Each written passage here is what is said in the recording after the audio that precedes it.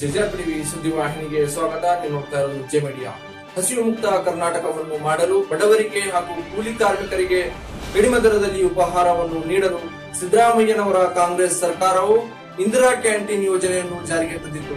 ಹಾಗಾಗಿ ಕರ್ನಾಟಕದ ಹಲವಾರು ಕಡೆಗೆ ಇಂದಿರಾ ಕ್ಯಾಂಟೀನ್ ಸ್ಥಾಪಿಸಲಾಯಿತು. ಇದೀಗ ಬೀದರ್ ಜಿಲ್ಲೆಯ ಹುಮ್ನಾಬಾದ್ ನಗರ ಪಟ್ಟಣದಲ್ಲಿ ಹುಮ್ನಾಬಾದ್ ಮತಕ್ಷೇತ್ರದ ಶಾಸಕರು ಹಾಗೂ ಕರ್ನಾಟಕ ಸರ್ಕಾರದ ಗಣಿ ಮತ್ತು ಭೂ ವಿಜ್ಞಾನ ಮುಜರಾಯಿ ಸಚಿವರಾಗಿರುವಂತಹ ರಾಜಶೇಖರ್ ಬಿ ಪಾಟೀಲ್ ಅವರ ನೇತೃತ್ವದಲ್ಲಿ ಹುಮ್ನಾಬಾದ್ ನಗರ ಪಟ್ಟಣದಲ್ಲಿ ಇಂದಿರಾ ಕ್ಯಾಂಟೀನ್ ಉದ್ಘಾಟಿಸಲಾಯಿತು. ನಮ್ಮ ಜಜಾರ್ ಟಿವಿ ಸುದ್ದಿವಾಹಿನಿಯ ಒಂದು ಎಕ್ಸ್ಕ್ಲೂಸಿವ್ ರಿಪೋರ್ಟ್ ಇಲ್ಲಿ ನೋಡಿ.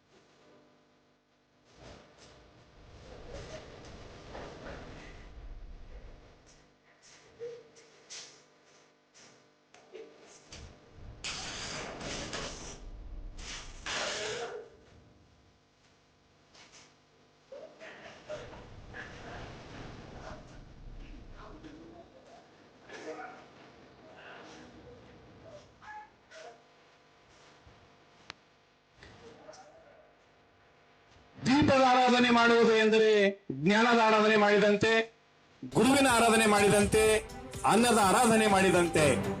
ದೀಪ ಜ್ಯೋತಿ ಪರಂಪರಮಃ ದೀಪ ಜ್ಯೋತಿ ಜನಾರ್ದನಂ ದೀಪ ಹರ್ತು ಮೇ ಪಾಪಂ ದೀಪ ಸಾಧ್ಯಂ ನಮಸ್ತುತೆ. ಯಹ ದೀಪಂ ಶುಭಂ ಕರತು ಕಲ್ಯಾಣಂ ಆರೋಗ್ಯಂ ಸುಖ ಸಂಪದಮಂ ಪಾಪದ ನಾಶಕಂ ಜ್ಞಾನದ ವರ್ಧಕಂ ಅನ್ನ ಸಂತೃಪ್ತಂ ದೀಪ ಜ್ಯೋತಿ ನಮಸ್ತುತೆ. ದೀಪ ಜ್ಯೋತಿ ನಮಸ್ತುತೆ. ದೀಪ ಜ್ಯೋತಿ ನಮಸ್ತುತೆ.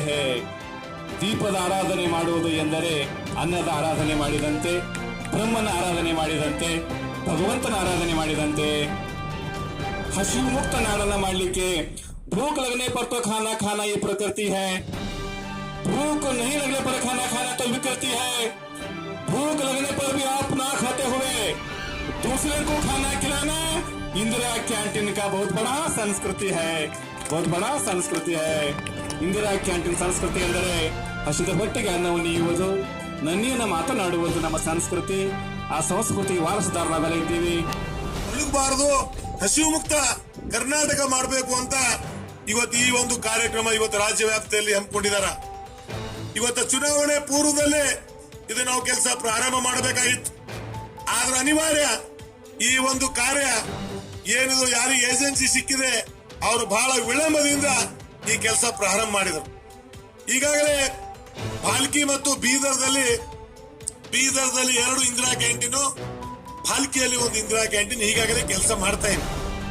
ಇವತ್ತು ಹುಮ್ನಾಬಾದ್ ಅಲ್ಲಿ ಕೂಡ ಈ ಹುಮ್ನಾಬಾದ್ ಕ್ಷೇತ್ರ ಜನ, ಹುಮ್ನಾಬಾದ್ ತಾಲೂಕಿನ ಜನ ಇರ್ತಕ್ಕಂಥವ್ರಿಗೆ ಈ ಒಂದು ಇಂದಿರಾ ಕ್ಯಾಂಟೀನ್ ಒಂದು ಉಪಯೋಗ ಆಗ್ಬೇಕು ಅಂತ ನಾನು ಅಧಿಕಾರಿಗಳಿಗೆ ಎಲ್ಲರಿಗೂ ಹೇಳಿ ಇವತ್ತು ಇಮ್ಮಿಡಿಯೇಟ್ ಆಗಿ ಆ ಕೆಲಸಕ್ಕೆ ನಾವು ಉದ್ಘಾಟನೆ ಮಾಡೋಣ ಅಂತ ಇವತ್ತ ಇಂದಿರಾ ಕ್ಯಾಂಟೀನ್ ನಾವು ಉದ್ಘಾಟನೆ ಮಾಡಿದ್ವಿ.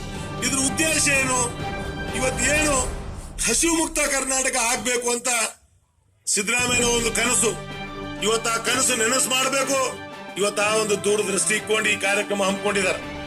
ಇವತ್ತು ಅನೇಕ ಜನ ನಾವು ನೋಡ್ತೀವಿ, ಎಷ್ಟೋ ಜನ ಇವತ್ತು ವಯಸ್ಸಾದ್ಮೇಲೆ ಅವರಿಗೆ ನಿರ್ಗತಿಕ ಯಾರು ನೋಡ್ತಕ್ಕಂತ ಇದ್ರಲ್ಲಿ ಇಲ್ಲ. ಪಾಪ ಅವ್ರಿಗೆ ಏನೋ ಕಷ್ಟ. ಇವತ್ತು 5 ರೂಪಾಯಿದಲ್ಲಿ ಅವ್ರಿಗೆ ಉಪಹಾರ ಸಿಗ್ತಕ್ಕಂಥದ್ದು ಬ್ರೇಕ್ಫಾಸ್ಟ್. ಇವತ್ತು 10 ರೂಪಾಯಿದಲ್ಲಿ ಮಧ್ಯಾಹ್ನದ ಊಟ, 10 ರೂಪಾಯಿಯಲ್ಲಿ ರಾತ್ರಿ ಊಟ, ಸುಮಾರು 25 ರೂಪಾಯಿಯಲ್ಲಿ ಅವ್ರಿಗೆ ಕೊಡ್ತಕ್ಕಂಥ ಇದೊಂದು ಸರ್ಕಾರದ ಯೋಜನೆ. ಆದ್ರೆ ಸರ್ಕಾರಕ್ಕೆ ಬೀಳ್ತಕ್ಕಂಥದ್ದು ಏನಿದೆ, ಸರ್ಕಾರಕ್ಕೆ ಬೀಳ್ತಕ್ಕಂಥದ್ದು ನಮಗೆ ಎಷ್ಟು ಖರ್ಚಿದೆ ಅಂದ್ರೆ, ಒಂದು ಊಟ ನಾವು ಕೊಡಬೇಕಾಗಿತ್ತು ಅಂತಂದ್ರೆ ಸುಮಾರು 57 ರೂಪಾಯಿ ಆಗತ್ತೆ. ಬೆಳಿಗ್ಗೆ ಬ್ರೇಕ್ಫಾಸ್ಟ್, ಮಧ್ಯಾಹ್ನ ಊಟ, ಸಾಯಂಕಾಲ ಊಟ, ಅದೆಲ್ಲ ಸೇರಿದ್ರೆ 57 ರೂಪಾಯಿ ಅಂದ್ರೆ ಸಣ್ಣ ಅಮೌಂಟ್ ಅಲ್ಲ. ಇವತ್ತು ಕ್ವಾಲಿಟಿ ಆಗಿ ಇವತ್ತೇನ್ ಬರ್ತಕ್ಕಂತ ಜನ ಏನ್ ಹಸಿವು ಮುಕ್ತ ಅಂತ ನಮ್ಮ ಸರ್ಕಾರ ಇದೆ, ಇವತ್ತು ಅದು ಅವರಿಗೆಲ್ಲರಿಗೂ ಕೂಡ ಒಳ್ಳೇದಾಗ್ಬೇಕು. ತಿಂದಂತ ಉಪಹಾರ ಚೆನ್ನಾಗಿದೆ, ಬಹಳ ಒಳ್ಳೆ ರೀತಿಯಲ್ಲಿ ನಮ್ಗೆ ಸಿಗ್ತಾ ಇದೆ ಅಂತ ಅದು ನಮ್ಗೆ ಬರ್ಬೇಕು.